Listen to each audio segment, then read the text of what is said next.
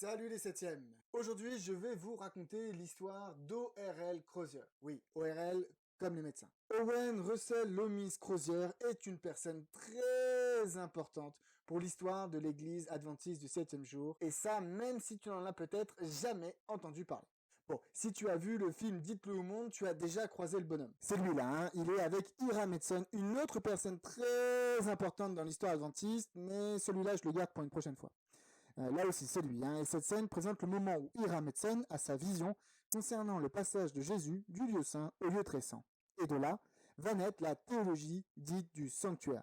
Eh bien justement, c'est O.R.L. Oui, je vais l'appeler O.R.L. tout le long de la vidéo, hein. Comme ça va bien te rentrer dans la tête et t'es pas prêt de l'oublier. C'est donc lui, O.R.L., qui va formaliser cette doctrine dite du sanctuaire, notamment avec un article publié dans le Day Star le 7 février 1846 et dont Ellen White elle-même dira, je cite, « Le Seigneur m'a montré en vision, il y a plus d'1 an, que le frère Crozier avait la vraie lumière sur la purification du sanctuaire, et que c'était sa volonté que le frère Crozier écrive le point de vue qu'il nous a donné dans le Daystar Extra le 7 février 1846. Je me sens pleinement autorisé à recommander cet article à chaque croyant. La vie d'O.R.L. Crozier.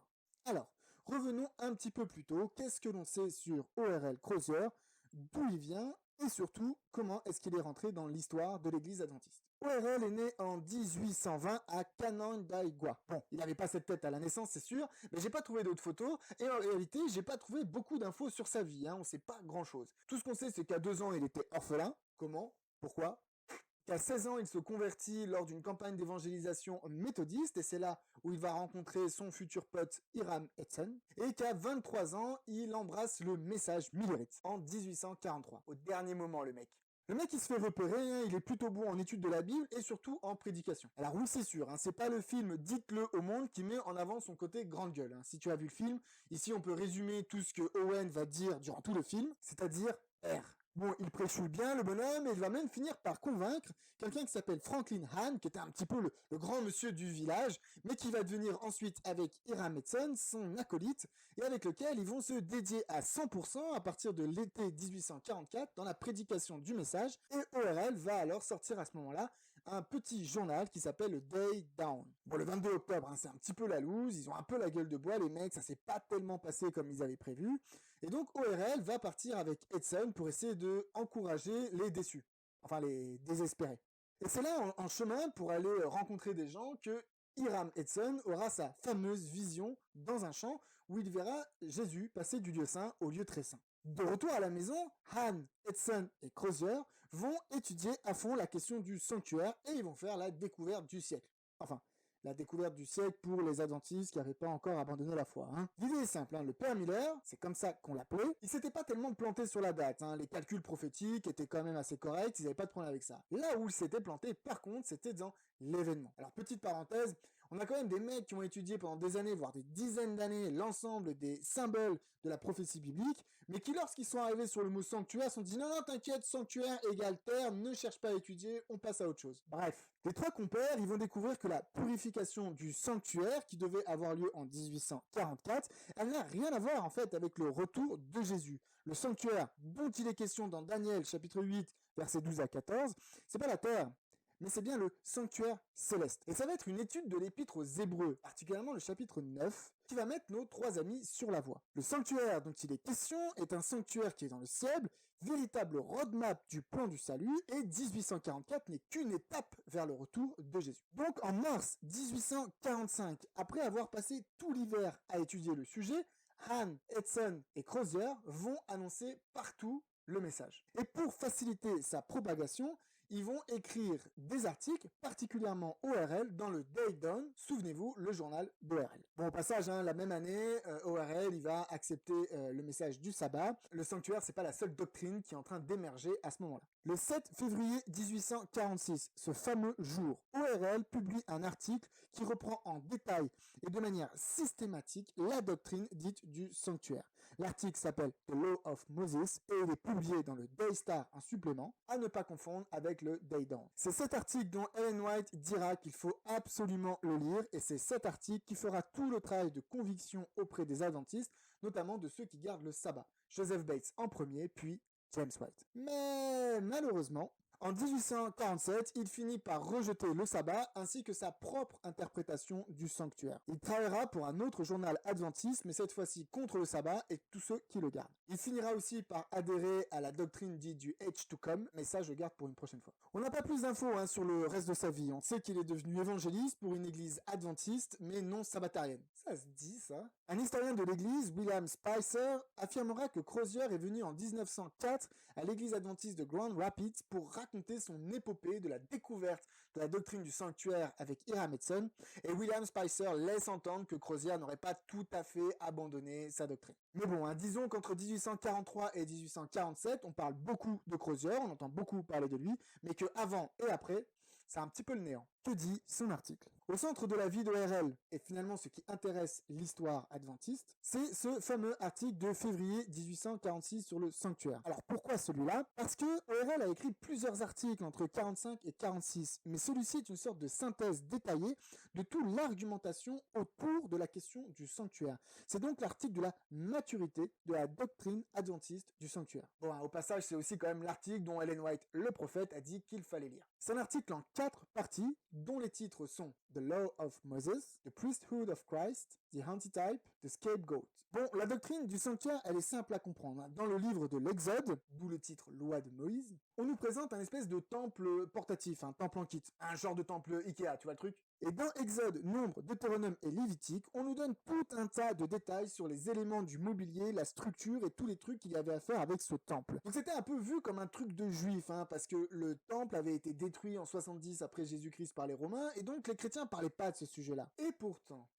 l'épître aux Hébreux est claire. Elle dit de Jésus en ces termes, Hébreux 8, versets 1 à 2, le point capital de ce qui vient d'être dit, c'est que nous avons un tel souverain sacrificateur qui s'est assis à la droite du trône de la majesté divine dans les cieux, comme ministre du sanctuaire et du véritable tabernacle qui a été dressé par le Seigneur et non par un homme. Ce texte nous dit que Jésus est grand prêtre, terme qui renvoie directement à la doctrine du sanctuaire, et qu'il y a justement un sanctuaire véritable en opposition au sanctuaire qui était encore en place au moment où Paul écrit cette lettre. Et Paul nous dit que tout ça, c'est capital. Et c'est ce que va faire ORL, démontrer que c'est capital.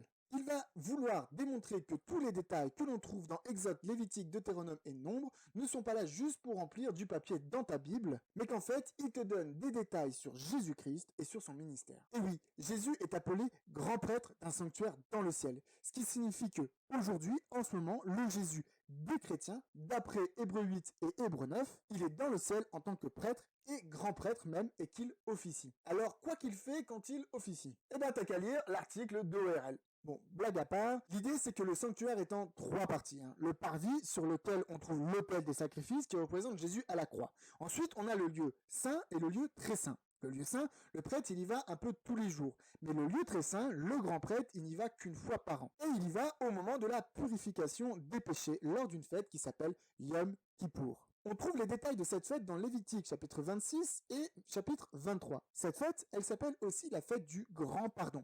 Elle comprend une phase d'humiliation pour le peuple de Dieu qui doit confesser ses péchés pendant que le grand prêtre, Jésus, intercède auprès du Père dans le lieu très saint. Quel est le lien avec 1844, vous allez me demander? Eh bien, tout simplement, dans Daniel chapitre 8, versets 12 à 14, on parle de 2300 soirs et matins pour que le sanctuaire soit purifié. Ces 2300 soirs et matins, ils parlent de moins 457 avant Jésus-Christ et se terminent en 1844. Si t'as jamais entendu parler de ça, je te ferai une vidéo plus tard sur le sujet. Donc, en 1844, le sanctuaire est purifié. Eh bien, l'apport de ORL à la théologie adventiste, c'est d'avoir démontré par Exode, Lévitique, Deutéronome, Nombre, l'Épître aux Hébreux et d'autres textes que la purification du sanctuaire, c'est le Yom Kippour, et que donc ça a commencé en 1844. Voilà, c'est cadeau. La méthode. Ce qui est intéressant dans cet article, c'est qu'à la page 40 de son article, oui, au bout de 40 pages, on n'appelle plus vraiment ça un article, je suis d'accord. À la page 40, il va utiliser le grec pour sa démonstration. Oui, parce qu'en français, comme en anglais, le texte traduit s'en mêle un petit peu les pinceaux dans l'Épître aux Hébreux sur la géographie du sanctuaire et sur le mobilier.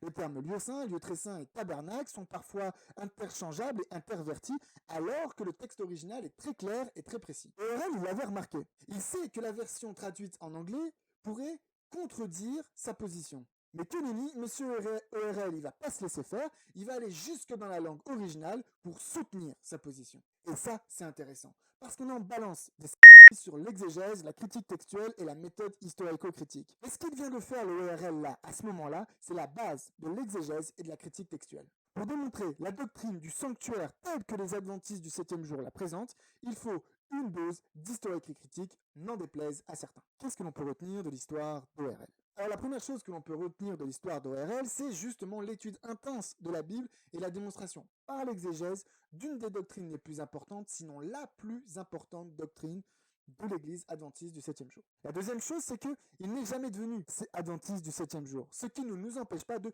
garder sa doctrine. Le sanctuaire, d'ailleurs, c'est pas la seule doctrine ou interprétation des Écritures que l'on a conservée, quand bien même la personne n'est jamais devenue une pionnière. Cela nous fait réfléchir sur la manière dont les doctrines ont pénétré dans notre Église. Ce n'est pas toujours un pionnier fort dans la foi et ferme jusqu'à la mort qui a immortalisé une doctrine à laquelle on adhère encore aujourd'hui. La dernière chose, c'est la suite logique de la seconde.